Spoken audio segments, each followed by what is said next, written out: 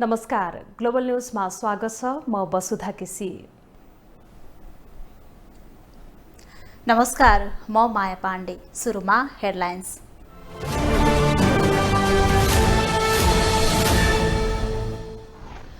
स्थानीय तह निर्वाचनको मतपत्र मजबुत भएको आयोगको दाबी। मतपत्र च्यात्ने सोच त्याग्न प्रमुख आयुक्तको आग्रह। गभर्नरमाथि जाँचबुझ गर्ने सरकारी निर्णय कार्यान्वयन नगर्न अदालतको अन्तरिम आदेश। अधिकारीलाई काम गर्ने बाटो खुल्यो। अन्तर्राष्ट्रिय हवाई उडानको 74 वर्षपछि गौतम बुद्ध विमानस्थल सञ्चालनमा। जेठ 2 गतेबाट नियमित उडान हुने।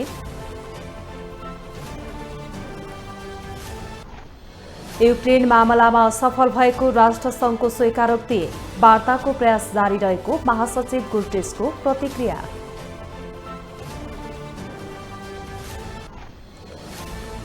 र इन्डियन प्रिमियर लिगमा आज पन्जाब र लखनऊ भिड्दै शीर्षमा उक्लने लखनऊको लक्ष्य 5औं जित निकाल्ने होडमा पन्जाब।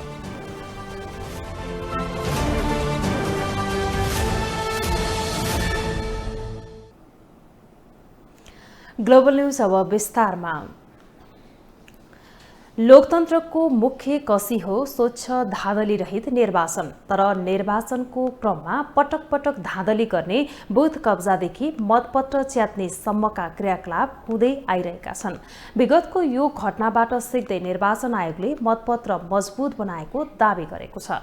यस्तै निर्वाचन आचार संहिता पालनाबारे जिम्मेवार हुन दलहरूलाई पनि आग्रह गरेको छ। प्रमुख निर्वाचन आयुक्त दिनेश कुमार थपलियाले यसपटक मतपत्र च्यात्ने र चपाउने सोचबाट मुक्त हुन राजनीतिक दललाई आग्रह गरेका छन्। यसअघिको स्थानीय तहको चुनावमा माओवादी केन्द्रका कार्यकर्ताहरूले चितवनमा मतपत्र च्यातेपछि दोस्रो पटक चुनाव भएको थियो। अहिले भने मतपत्र च्यात्ने सोच त्याग्न थपलियाले आग्रह गरेका हुन्। निर्वाचन आयोगमा राष्ट्रिय तथा जिल्ला स्तरका पर्यवेक्षकहरूको लागि अन्तर्क्रिया र अभिमुखीकरण कार्यक्रममा प्रमुख निर्वाचन आयुक्त दिनेश कुमार थपलियाले स्थानीय तहको निर्वाचन सुरक्षित, भयरहित, व्यवस्थित र मर्यादित बनाउन राजनीतिक दलहरूको भूमिका महत्त्वपूर्ण हुने बताएका छन्। विशेष गरेर यो लोकतन्त्रलाई विश्वास गरेर उम्मेदवारी दिने राजनीतिक दल र उम्मेदवारहरू म यति कुरा हेक्का राखिदिनुहोस्, यो वर्षको मतपत्र अलिकति कडा कागजमा छापिएको छ, त्यसकारण यसलाई च्यात्ने र चपाउने सोचबाट मुक्त भइदिनुहोस्। यो चाहिँ अनुरोध गरेको, छाप्दै त्यसै गरी छापेको हो। त्यसो भएको हुनाले यो मेरो एकदम हार्दिकतापूर्वक अनुरोध हो। यो कुरा उहाँहरूले बुझिदिनु भयो भने मलाई लाग्दछ आगामी दिनहरूमा यस्ता प्रश्न उठ्ने छैनन् भन्ने मलाई विश्वास छ। त्यस्तै पूर्व प्रधान न्यायाधीश सुशीला कार्कीले कुनै पनि पक्षको जितको लागि जे पनि गतिविधि गर्न सक्ने भन्दै त्यसतर्फ सचेत रहन निर्वाचन आयोगलाई सुझाव दिइन्। जनता अझै पनि निर्वाचन भनेको के हो भन्ने कुरा बुझि नसकेको भन्दै उनले जनतालाई यसबारे सूचना सम्प्रेषण गर्न आवश्यक रहेको बताइन्। इलेक्सन हामी कहाँ एक प्रकारले भन्ने हो भने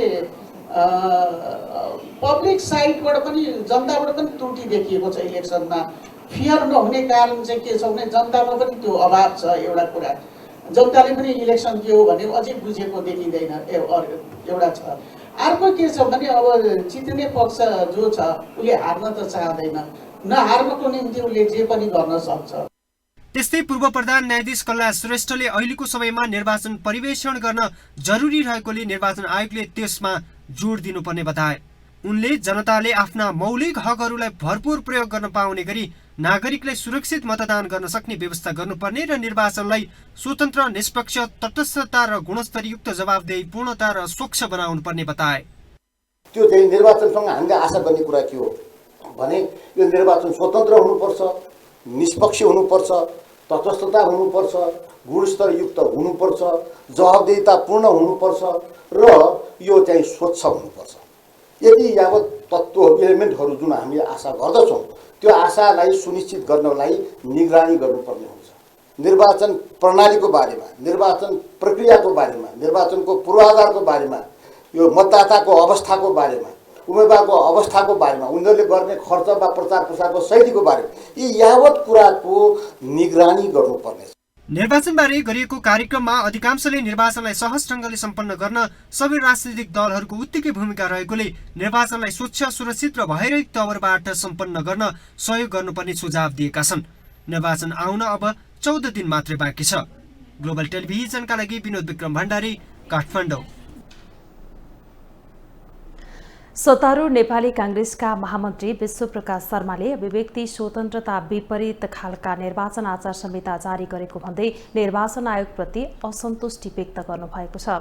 महामन्त्री शर्माले संविधानले हरेक व्यक्तिको अभिव्यक्ति स्वतन्त्रताको सुनिश्चित गरेको तर निर्वाचन आचार संहितामा भने त्यसलाई बन्देज बनाउन खोजिएको भन्दै असन्तुष्टि जनाउनु भएको हो। शुक्रबार पार्टी केन्द्रीय कार्यालय सानेपामा पार्टी निकट नेपाल सांस्कृतिक संघद्वारा निर्माण गरिएको चुनावी गीत सार्वजनिक कार्यक्रममा बोल्दै उहाँले उम्मेद्वार र पार्टीको आधिकारिक फेसबुक पेजबाट मात्रै चुनावको प्रचार गर्न मिल्ने तर अन्य नागरिकले नमिल्ने भन्ने खालको निर्वाचन आचार संहिता परीक्षण गरेर अघि बढाउनु पर्ने बताउनुभयो। आचार संहिता संविधानले दिएको अभिव्यक्ति स्वतन्त्रताको सीमाभित्र अर्थात् संविधान र आचार संहितामा संविधान ठुलो हुन्छ।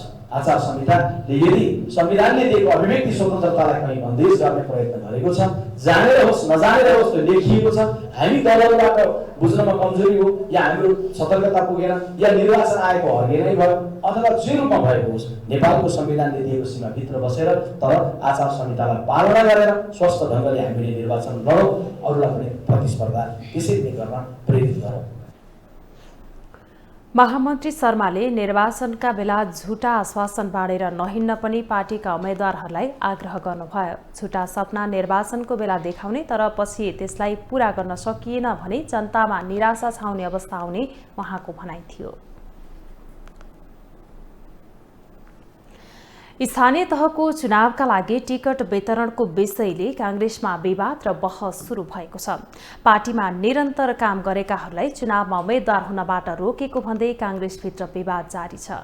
नेता गुरुराज घिमिरेले त राजनीति नै छाड्ने घोषणा गरेका छन्। स्थानीय तहको चुनावका लागि उम्मेद्वार चयन गर्ने विषयले कांग्रेसमा विवाद सुरु भएको छ। टिकट वितरणमा सहभागी नेता डाक्टर शेखर कोइरालाले पैसाकै आधारमा टिकट वितरण गरिएको भन्दै यसअघि असन्तुष्टि व्यक्त गरेका थिए।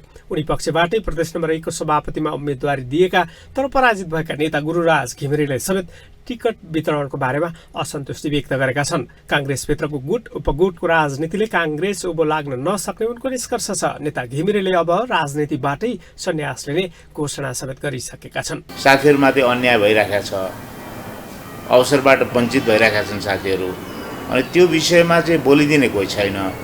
अनि त्यस्तो बेलामा चाहिँ निरन्तर चाहिँ त्यसैमा घिस्रिरहनु चाहिँ त्यति उपयुक्त होइन कि भन्ने मलाई लाग्यो। त्यसैले अब स्थानीय तहको चुनाव पछि के गरौँला भनेर अहिले चाहिँ फेरि म निर्वाचनमै छु। अहिले चाहिँ धेरै साथीहरूले अवसर पनि पाउनु भएको छ, मौका पाउनु भएको छ, यो निर्वाचनमा प्रतिस्पर्धा गर्दै हुनुहुन्छ। त्यसैले यो निर्वाचनमा साथीहरूलाई सघाउने, इमान्दारीपूर्वक सघाउने, स्थानीय तहको निर्वाचन सकिएपछि चाहिँ मलाई के गरौँ कि जस्तो लागेको हुनाले मैले त्यस्तो अभिव्यक्ति दिएको हो। त्यसो त राजनीतिप्रति पछिल्लो समय आम नागरिकको समेत वितृष्णा बढ्न थालेको देखिएको छ। त्यसबाहेक इमान्दार नेता कार्यकर्ताहरूलाई राजनीतिमा अवसर नदिने प्रवृत्ति बढेका कारण नेताहरूमै पनि निराशा उत्पन्न भएको देखिन्छ। त्यसकै उदाहरण हुन् नेता घिमिरे। पार्टीमा निरन्तर काम गरे पनि अवसर नपाउँदा नेताहरू नै निराश हुनुपर्ने अवस्था आएको घिमिरेको भनाइ छ। गुटगत चाहिँ प्रतिस्पर्धालाई चाहिँ नै स्वस्थ बनाउनुपर्छ, त्यसलाई चाहिँ नै हेल्दी बनाउनुपर्छ, मैत्रीपूर्ण बनाउनुपर्छ। खेलाडी भावनाले चाहिँ हामीले प्रतिस्पर्धा गर्नुपर्छ, जित र हारलाई सहज रूपबाट स्वीकार गर्नुपर्छ र चाहिँ प्रतिस्पर्धाको नियमलाई मिच्नु हुँदैन भन्ने कुरा हो। तर यहाँ खेलाडी भावनाले पनि हामी प्रतिस्पर्धा गर्दैनौँ, हाम्रो प्रतिस्पर्धा मैत्रीपूर्ण पनि छैन, स्वस्थ पनि छैन, प्रतिस्पर्धाको खेललाई पनि हामी चाहिँ तोड्छौँ, त्यसैले समस्या आएको छ नि। नेता घिमिरे कांग्रेसका अहिलेका महामन्त्रीहरू भन्दा पनि सिनियर हुन्। गुरुराज मात्र होइन, अन्य राजनैतिक दलमा पनि पार्टीमा लामो समय काम गरेकाहरूलाई अवसर नदिने प्रवृत्ति बढ्न थालेको छ। एक पार्टीबाट अर्कोमा प्रवेश गरेकै आधारमा लामो समय काम गरेका नेता कार्यकर्ताहरूलाई पाखा लगाउने कामले पार्टीहरूमा धेरै गुरुराजहरू उत्पन्न हुन सक्ने आशंका समेत सुरु भएको छ। ग्लोबल टेलिभिजनका लागि क्यामेरामा विनोद राईका साथमा अमृत राज काफले, काठमाडौँ। सत्तारूढ नेकपा एकीकृत समाजवादीका अध्यक्ष माधव कुमार नेपालले आफ्नो पार्टीबाट 35 जना जनप्रतिनिधि निर्विरोध निर्वाचित भइसकेको बताउनु भएको छ। शुक्रबार पार्टी केन्द्रीय कार्यालयमा आयोजित नेकपा एकीकृत समाजवादी र बहिर्गमित जनमुक्ति सेना नेपालको एकता घोषणा कार्यक्रमलाई सम्बोधन गर्दै अध्यक्ष नेपालले वैशाख 30 गते हुने स्थानीय तह निर्वाचनका लागि मनोनयन दर्ताकै क्रममा एकीकृत समाजवादीबाट 35 जना जनप्रतिनिधिको एकल उम्मेदवारी परेको बताउनुभयो। 30 गते स्थानीय तहको चुनाव हुन गइरहेको छ। यो चुनावको निम्ति नोमिनेसन फाइल मनोनयन दर्ता को समयमा निर्विरोध रूपमा मनोनयन दर्ता भएका केही व्यक्तिहरू झन्डै 35 जना व्यक्तिहरूले विजय हासिल गरेर हाम्रो पार्टीको झण्डालाई हामीले अगाडि सारेको चिन्ह कलम चिन्हका त्यो बोक्ने पार्टी नेपाल कांग्रेस पार्टी एकीकृत समाजवादीको विजयको झण्डा फहराउँदै उहाँहरू अगाडि बढ्छन्। उहाँले गठबन्धनमा आबद्ध दलहरू सामूहिक रूपमा अगाडि बढ्नुपर्ने बताउनुभयो। उहाँले गठबन्धनभित्रका दलले अहंकार राख्नु नहुने र वस्तुनिष्ठ भएर चल्नुपर्ने बताउनुभयो। स्थानीय तह निर्वाचनको उम्मेदवारीमा कतिपय ठाउँमा तलमाथि भएको सन्दर्भमा गठबन्धनभित्र समीक्षा हुने पनि अध्यक्ष नेपालले बताउनुभयो। हाम्रा दुखिसाहरू होला, हाम्रा आलोचना पनि होला, हाम्रा गठबन्धन दलका अनिष्ट पार्टीहरूप्रति त्यो आफ्नो ठाउँमा हामी विवेचना गरौँ। त्यस्तो गर्नु हुँदैन पनि भनौँला, अहंकार नराख्नु पर्ने हो पनि भनौँला, वस्तुनिष्ठ भएर चल्नु पर्दछ भने पनि हामी पनि भनौँला, अरूले पनि भन्ला। धेरै व्यक्तिवादिता हुर्कियो पनि भन्ने विश्लेषण होला। प्रत्येक व्यक्तिले आफूलाई केन्द्रबिन्दुमा राखेर नै अनि परिस्थितिको विश्लेषण र मूल्याङ्कन गरेका छन् भन्ने पनि होला। त्यसको हामी समीक्षा गर्दै जाउँ। उहाँले एकीकृत समाजवादी पार्टी 2006 सालमा स्थापना भएको कम्युनिस्ट पार्टीकै निरन्तरता भएकाले जनतामा परीक्षण भइसकेको पार्टी भएको बताउनुभयो। अध्यक्ष नेपालले पार्टीको संगठनलाई टोल टोलसम्म विस्तार गर्न पनि नेता कार्यकर्ताहरूलाई आग्रह गर्नुभयो। महन्त ठाकुर नेतृत्वको लोकतान्त्रिक समाजवादी पार्टी नेपालले स्थानीय तह निर्वाचनको घोषणापत्र सार्वजनिक गरेको छ। शुक्रबार काठमाडौँको बबरमहल स्थित पार्टी केन्द्रीय कार्यालयमा सो घोषणापत्र सार्वजनिक गरिएको हो।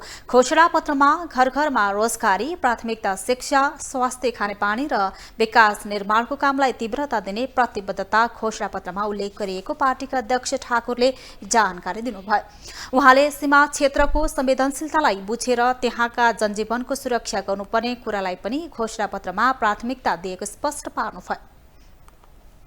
देशको हो र सीमावर्ती दुनियाँको हरेक सीमावर्ती जो सीमा हुन्छ, बाउन्ड्री हुन्छ, त्यो बडो संवेदनशील हुन्छ, किनकि दुईटा स्टेटको, दुईटा राज्यको चाहिँ त्यो सीमा हुन्छ र अलग अलग चाहिँ संविधान र नियम कानुन अन्तर्गत बसेका हुन्छन् र त्यसले ओहोर दोहोर गर्दाखेरि चाहिँ अनेक यदि सीमा व्यवस्थित छैन र सीमाको मानिसमा चाहिँ असन्तुष्टि छ भने र त्यसको समाधान गरिएन भने भाषा सम्बन्धी उनको समस्या हुन सक्छ।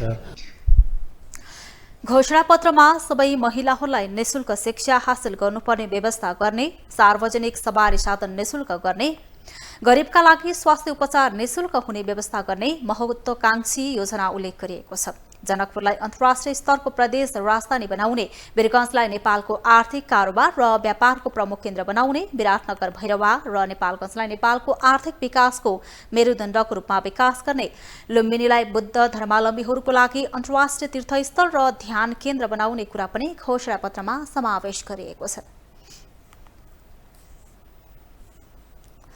राष्ट्रिय प्रजातन्त्र पार्टीका काठमाडौँ महानगरपालिकाका मेयरका उम्मेद्वार मदनदास श्रेष्ठले आफू विजयी भएमा महानगरभित्रका आम नागरिकको चाहना अनुसार काम गर्ने प्रतिबद्धता व्यक्त गर्नुभएको छ।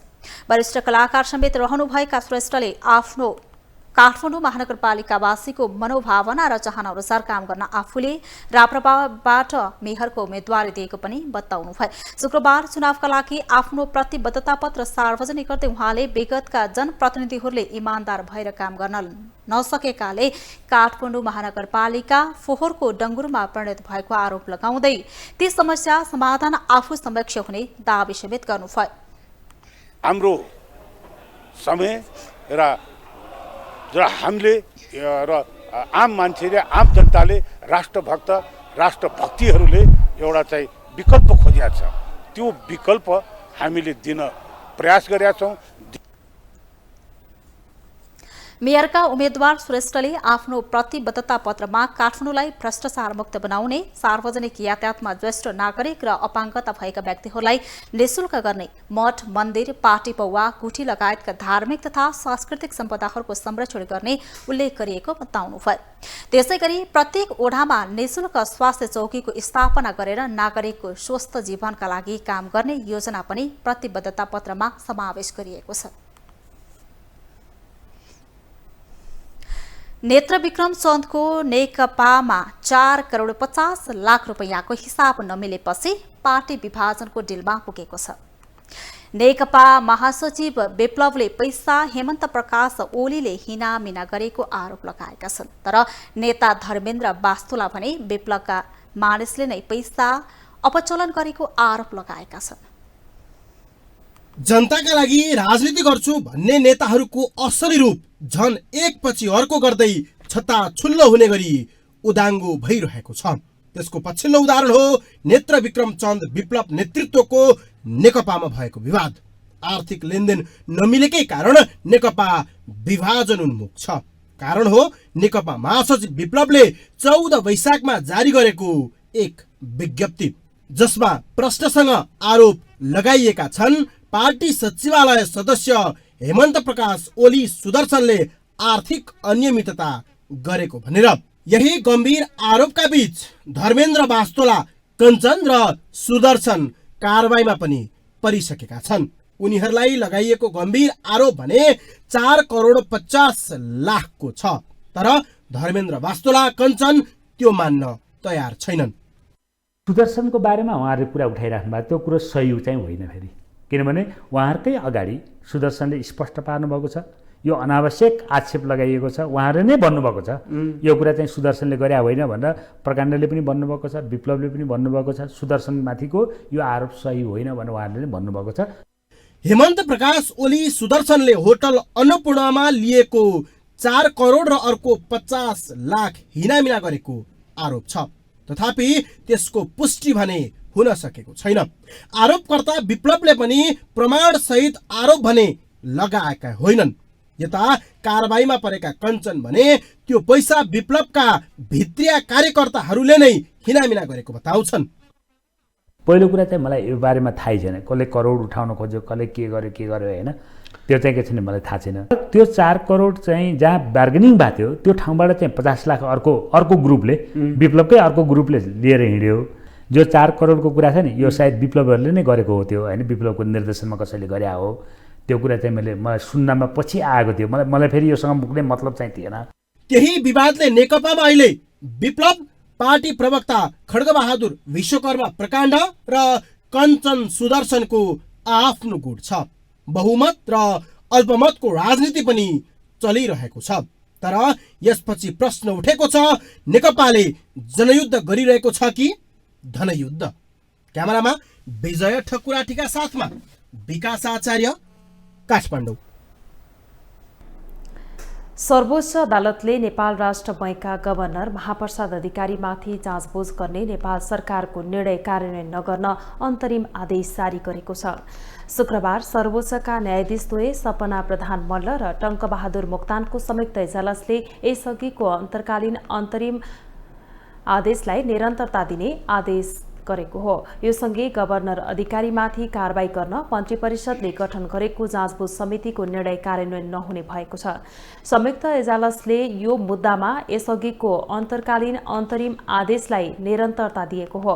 यसअघि न्यायाधीश हरि फुयालको एकल एजालसले सरकारको निर्णय कार्यान्वयन नगर्न अन्तर्कालीन अन्तरिम आदेश दिएको थियो। सर्वोच्चको आदेशसँगै मुद्दाको अन्तिम किनारा नलागुन्जेल अधिकारीले पदमा रहेर काम गर्ने बाटो खुलेको छ।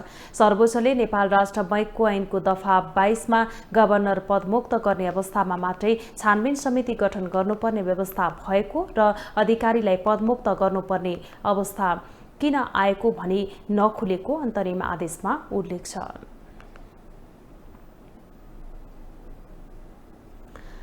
नेपाली युवा कामका लागि विदेश जाने क्रम नेपालमा हरेक वर्ष बढ्दो छ। कामका लागि मात्र होइन, पढ्नका लागि समेत हरेक वर्ष 1 लाख बढी विद्यार्थी विदेशिने गरेका छन्। विदेशमा पढ्न जाँदा वार्षिक 3 खर्ब भन्दा बढी रकम विदेशिने गरेको छ। नेपाली विद्यार्थीलाई स्वदेशमै राख्न सरकारले विशेष नीति बनाउनु पर्ने सरोकारवालाहरूको सुझाव छ। पछिल्लो दशकमा नेपालबाट विदेशमा पढ्न जाने विद्यार्थीको संख्या बढ्दो छ। नेपालबाट विदेशमा पढ्नकै लागि वार्षिक 1 लाख भन्दा धेरैले शिक्षा मन्त्रालयबाट एनओसी लेटर लिने गरेका छन्। अध्ययनका लागि विदेश गएका मध्ये 60% पढाइ पूरा नगर्ने र 10 देखि 20% युवा मात्रै पढ्नकै लागि विदेश जाने गरेको जानकारहरू बताउँछन्। नेपाली शिक्षित युवा विदेश पलायन रोक्न परराष्ट्र मन्त्रालयमा रहँदा विदेशमा रहेका नेपाली युवाको ज्ञानलाई नेपालमा प्रयोग गर्न पहल सुरु गरेका एमाले उपमहासचिव प्रदीप ग्यावालीले सरकारले शिक्षा क्षेत्रमा लगानी बढाउन आवश्यक रहेको बताए। उनले देशकै ठूलो र पुरानो त्रिभुवन विश्वविद्यालयलाई अन्तर्राष्ट्रिय स्तरको बनाउन सबै लाग्नुपर्ने उनको भनाइ छ।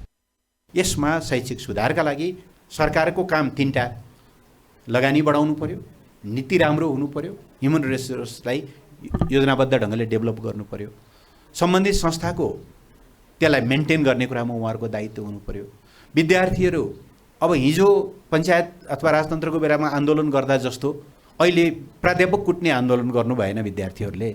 अबको आन्दोलन भनेको त मेरो टियुलाई ग्लोबल ऱ्याङ्किङमा कमसेकम 100 भित्र कसरी पुर्याउँछु, टप 100 भित्र टियुलाई पुर्याउँदाको दिन मेरो उद्देश्य पुरा हुन्छ भनेर आन्दोलन त त्यहाँ हुनु पर्यो नि त विद्यार्थीहरूको पनि। यता सामाजिक इज्जत साथीको लहलहीमा देशमा आन्दोलन हडताल लगायतका कारणले नेपाली विद्यार्थी विदेशिने क्रम बढेको शिक्षाविद विद्यानाथ कोइरालाको भनाइ छ। उनले विदेश गएका युवाको ज्ञान, सिप र दक्षतालाई कसरी फर्काउने भन्ने विषयमा सरकारले आवश्यक नीति बनाउनु पर्ने बताएका छन्। त्यो जाने गयो समस्या होइन, गएपछि उसको ज्ञान फर्काउने कि, उसको सिप फर्काउने कि, उसको पैसो फर्काउने कि, उसलाई मान्छे फर्काउने, यो 4वटा कुराकानीमा हामीले टुङ्गो गर्नुपर्छ। त्यो चाहिँ नजाने हो सरकारले, किनभने ब्रेन ड्रेन हुनु स्वाभाविक हो। रिगेन गर्ने वा पुनर्फर्काउने चाहिँ हाम्रो निम्ति आवश्यकता हो। सरकारले नसकेको चाहिँ त्यहाँनिर। सरकारकै तथ्याङ्क अनुसार पनि हरेक वर्ष 1 लाख बढी नेपाली विद्यार्थी पढ्नकै लागि विदेश जाने गरेका छन्। उनीहरूले अरबौं रकम विदेश लैजाने गरेका छन्।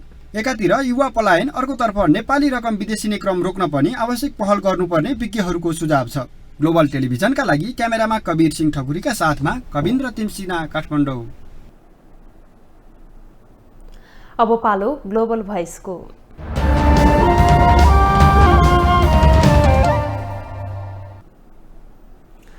शिक्षामा निजीकरण भएपछि निजी स्तरबाट खुलेका कलेज तथा विश्वविद्यालयहरूले स्वदेशमै गुणस्तरीय शिक्षा दिइरहेको दावी गरिरहेका छन्।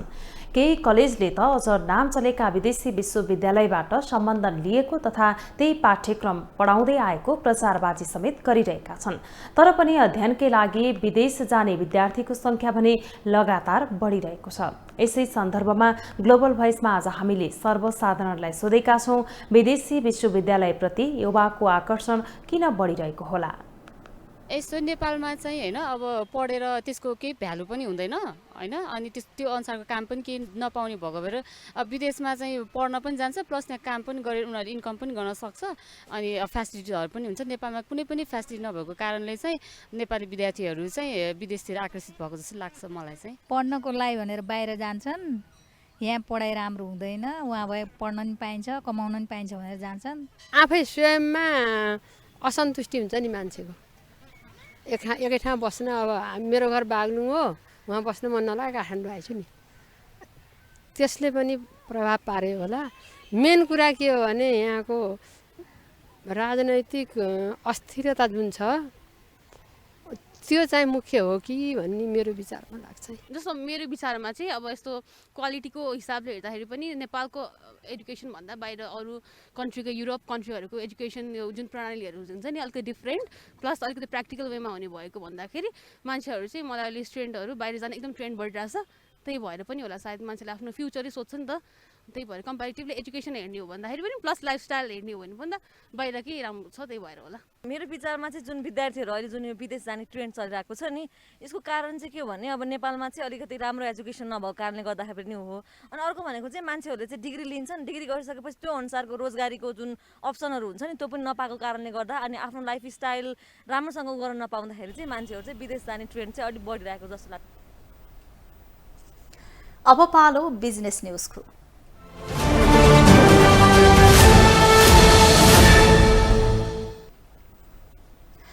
त्रिभुवन अन्तर्राष्ट्रिय विमानस्थल सञ्चालनमा आएको 74 वर्षपछि नेपालमा अर्को अन्तर्राष्ट्रिय विमानस्थल सञ्चालनमा आएको छ। भैरवास्थित गौतम बुद्ध अन्तर्राष्ट्रिय विमानस्थल सञ्चालनमा आएसँगै अब नेपालका 2 विमानस्थलबाट अन्तर्राष्ट्रिय उडान हुनेछ। बिहीबार नेपालको इतिहासमा पहिलो पटक काठमाडौँ बाहेक अन्य कुनै भूमिमा वाइड बडी जहाज अवतरण भएको हो। काठमाडौँपछि गौतम बुद्ध अन्तर्राष्ट्रिय विमानस्थलमा वाइड बडी विमान अवतरण भएसँगै यसलाई दोस्रो अन्तर्राष्ट्रिय विमानस्थलको डेमोन्स्ट्रेसन फ्लाइट नाम दिएको छ। गौतम बुद्ध अन्तर्राष्ट्रिय विमानस्थलमा भएको वाइड बडीको पहिलो उडानमा संस्कृति पर्यटन तथा नागरिक उड्डयन मन्त्री सहित 260 जना लिएर नेवानीको वाइड बडी जहाजले गौतम बुद्ध अन्तर्राष्ट्रिय विमानस्थलमा परीक्षण उडान गरेको थियो। यो उडानको सफल अवतरणसँगै राष्ट्रिय र अन्तर्राष्ट्रिय स्तरमा विमानस्थल योग्य भएको प्रमाणित भएको नागरिक उड्डयन प्राधिकरणले जनाएको छ। पहिलो पल्ट काठमाडौँ बाहेक अन्य कुनै भूमिमा वाइड बडी जहाज अवतरण गरेको पहिलो घटना हो। आज काठमाडौँपछि यो गौतम बुद्ध अन्तर्राष्ट्रिय विमानस्थलमा वाइड बडी जहाज ल्यान्ड गरेको छ। त्यस कारणले यो दोस्रो अन्तर्राष्ट्रिय विमानस्थल आजदेखि यसको हामीले डेमोन्स्ट्रेसन फ्लाइट भनेर नाम दिएका छौँ। यो डेमोन्स्ट्रेसन फ्लाइट आज सम्पन्न भएको अवस्था छ र नेपालको नागरिक उड्डयन क्षेत्रमा 74 वर्ष पछाडि दोस्रो अन्तर्राष्ट्रिय विमानस्थल हाम्रो भूमिमा हामीले सम्पन्न गरेको छौँ, निर्माण सम्पन्न गरेको छौँ। गौतम बुद्ध अन्तर्राष्ट्रिय विमानस्थलमा वाइड बडी जहाजले आफ्नो पहिलो उडान भरे पनि नियमित रूपमा भने ज्येष्ठ 2 गते बुद्ध जयन्तीबाट उडान सुरु गर्नेछ। पहिलो अन्तर्राष्ट्रिय उडान जजिरा एयरले गर्ने प्राधिकरणले बताएको छ। भैरवा विमानस्थलमा 4 जुलाई सन् 1958 देखि आन्तरिक उडान हुन थालेको हो। संस्कृति पर्यटन तथा नागरिक उड्डयन मन्त्री प्रेम बहादुर आलेले नेपालमा विदेशी नागरिकहरूले पनि नेपालीले सरह हवाई भाडा भुक्तानी गर्ने वातावरण पाउनुपर्ने आवश्यकता रहेको बताउनु भएको छ।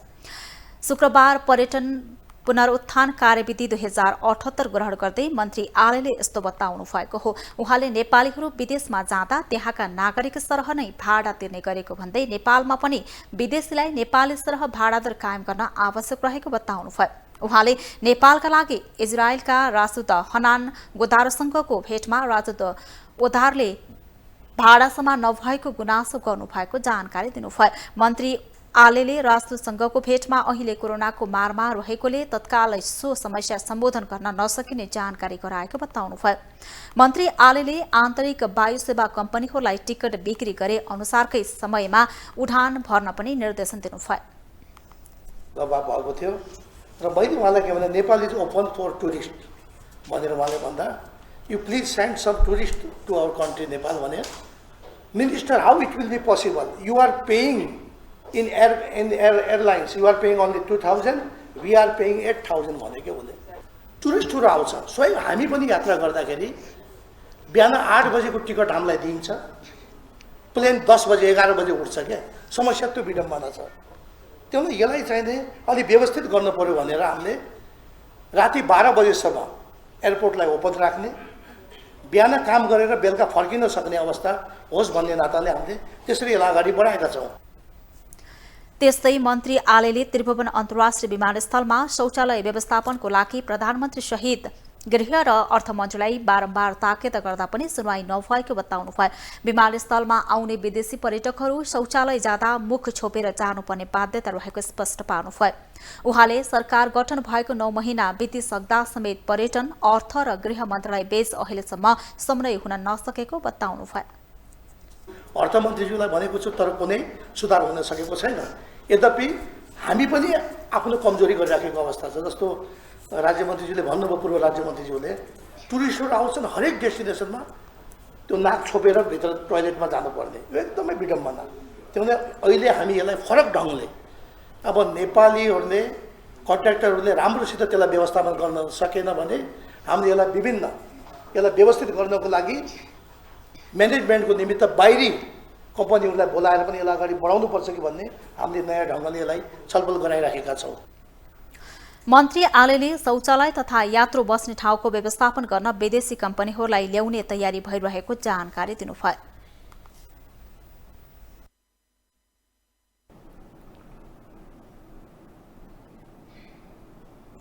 अब इन्टरनेशनल न्यूज।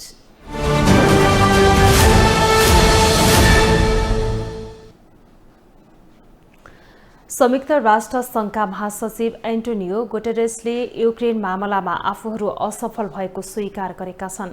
युक्रेन भ्रमणमा गएका महासचिव गुटेरेसले युद्ध रोक्न नसकेकोमा असफल भएको स्वीकार गरेका हुन्।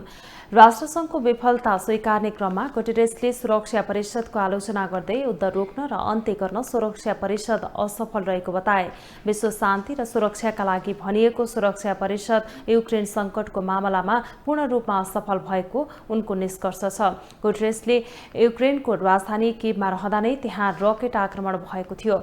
युद्ध रोक्न नसकेकोमा युक्रेन सरकारले पनि राष्ट्रसङ्घको आलोचना गरिरहेको छ। राष्ट्रसङ्घ सुरक्षा परिषदको 5 स्थायी सदस्य मध्येको एक रुसले यस मुद्दामा एक पटक भन्दा बढी भिटो शक्ति प्रयोग गरेको छ। युक्रेन भ्रमणपछि महासचिव गुटेरेसले युक्रेनी राष्ट्रपति भोलोदिमिर जेलेन्स्कीसँग संयुक्त पत्रकार सम्मेलनलाई सम्बोधन गरी हामी हार मान्दैनौँ भन्नको लागि युक्रेन आएको बताएका छन्। इन्डोनेसियाको उत्तरी भागमा पर्ने सुमात्रा प्रान्तमा पहिरोमा परि सुनखानीमा काम गर्ने 12 जना महिला कामदारको मृत्यु भएको छ। अवैधानिक रूपमा सञ्चालन हुँदै आएको सुनखानीमा काम गर्ने कम्तीमा 12 जना महिलाको मृत्यु हुनुका साथै 2 जना घाइते भएको स्थानीय प्रहरीले शुक्रबार जानकारी दिएका छन्। मण्डलिन नाताल क्षेत्रको बन्दर लिमाबुङ गाउँमा पहिरो जानुअघि अवैध सुनखानीमा केही व्यक्ति काम गरिरहेका थिए। अचानक चट्टानको एक भाग भत्किएको र यसमा परि खानीमा काम गरिरहेका महिलाहरू मारिएको जिल्ला प्रहरी प्रमुख रचा चेरुलले स्थानीय सञ्चार माध्यमलाई बताएका छन्। दुर्घटनाको छानबिन भइरहेको उनले जानकारी दिए। बिना इजाजत पत्र खानीहरू सञ्चालन गर्ने पुरातात्विक देशहरूमा सामान्य छन् र विगतका वर्षहरूमा धेरै दुर्घटनाहरू भइरहेका छन्।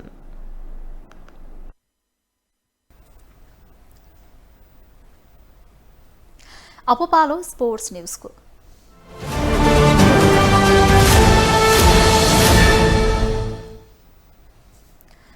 इन्डियन प्रिमियर लिग आइपिएल टी20 क्रिकेटमा पंजाब किङ्स र लखनऊ सुपर जायन्ट्स बीच प्रतिस्पर्धा हुँदैछ। दुई टोली बीचको खेल पुणेमा साँझ 7:45 बजे सुरु हुनेछ। पंजाब आज 5औं जितको खोजीमा रहेको छ। पंजाबले 8 खेलमा 8 अङ्क जोडेको छ। पंजाब 7औं स्थानमा रहेको छ। लखनऊ भने 6औं जितको खोजीमा हुनेछ। लखनऊले 8 खेलमा 10 अङ्क जोडेको छ। लखनऊ 4थो स्थानमा रहेको छ। आज पंजाबलाई हराएर लखनऊ शीर्ष 3मा उक्लिन चाहन्छ। बिहीबार भएको खेलमा दिल्ली क्यापिटल्सले कोलकाता नाइट राइडर्सलाई 4 विकेटले हराएको थियो। त्यससँगै दिल्ली 8 खेलमा 8 अङ्कसहित 6औं स्थानमा पुगेको छ। 8 खेलमा 6 अङ्क रहेको कोलकाता 8औं स्थानमा छ।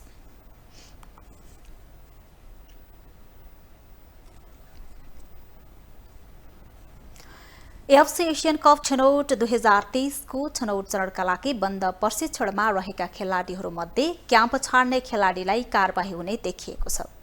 मुख्य प्रशिक्षकले अनावश्यक दबाव दिएको भन्दै खेलाडीहरूले असन्तुष्टि व्यक्त गरेको भए पनि एन्फाले पनि छानबिन गरेर अनुशासनको कारबाही गर्ने संकेत गरेको छ। एएफसी एसियन कप छनौट 2023 को छनौट चरणको तयारीका लागि बन्द प्रशिक्षणमा रहेका नेपाली राष्ट्रिय फुटबल टिमका 9 जना सदस्यले बन्द प्रशिक्षण नै छाडेका थिए। क्याम्प छाड्नुको कारण मुख्य प्रशिक्षकको अनावश्यक दबाव भनेका खेलाडीहरूमाथि नै कारबाहीको तयारी सुरु भएको देखिएको छ। नियामक संस्था इन्फाले छानबिन गरेर अनुशासनको कारबाही गर्ने तयारी थालेको हो। अनि हामी खेलाडीलाई सँग नि कुरा गर्छौँ हैन, आवश्यक परे खेलाडी र प्रशिक्षकको टिमलाई पनि हामी राख्छौँ हैन, आवश्यक परे हामी निर्देशन पनि जारी गर्छौँ यो गर्नु भनेर हैन। अब हैन आवश्यक परेन भन्दैन, अब उहाँहरु नै मिलेर नै अब नेसनल टिममा फिर्ता आउँछ भने पनि हामीलाई कुनै आपत्ति कुरा चाहिँ भएन हैन। तर जहाँसम्म यहाँ अनुशासनको कुरा आयो भने चाहिँ त्यसमा चाहिँ फेरि हामी अनुशासनको कुरामा चाहिँ कम्प्रोमाइज चाहिँ गर्दैन। त्यसो त फुटबलमा विवाद भने प्रशिक्षणको सुरुमै देखिएको थियो।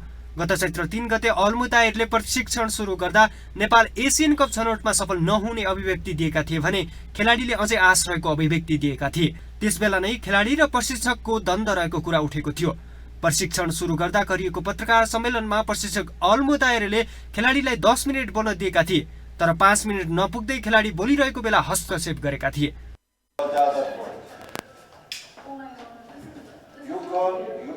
You have 10 minutes. They need to rest. They need to eat.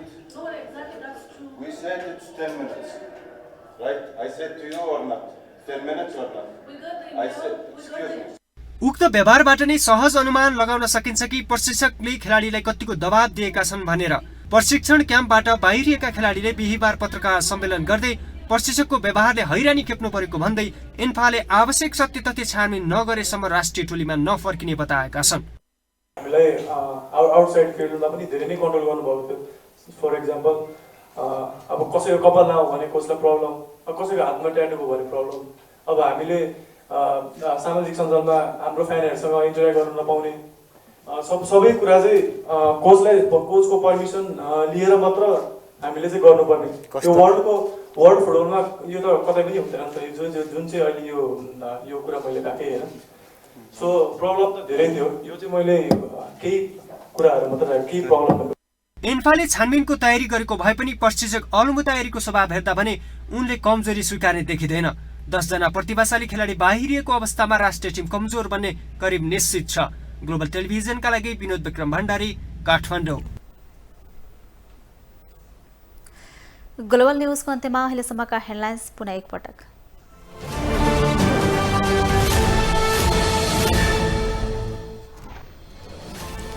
स्थानीय तह निर्वाचनको मतपत्र मजबुत भएको आयोगको दावी, मतपत्र च्यात्ने सोच त्याग्न प्रमुख आयुक्तको आग्रह।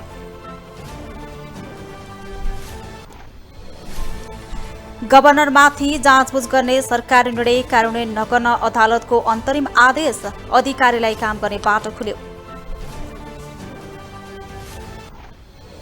अन्तर्राष्ट्रिय हवाई उडानको 74 वर्षपछि गौतम बुद्ध विमानस्थल सञ्चालनमा, जेठ 2 गतेबाट नियमित उडान हुने।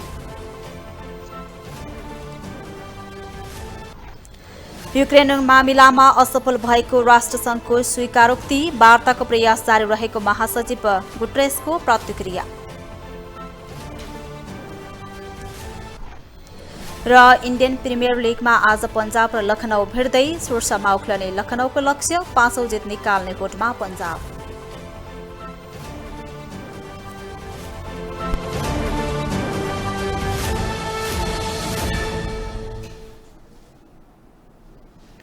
ग्लोबल न्यूज अहिलेलाई यति नै। ग्लोबल टेलिभिजन तपाईँ फेसबुक तथा युट्युबमा पनि प्रत्यक्ष हेर्न सक्नुहुनेछ। ग्लोबल टेलिभिजन हेर्दै गर्नुहोला। नमस्कार।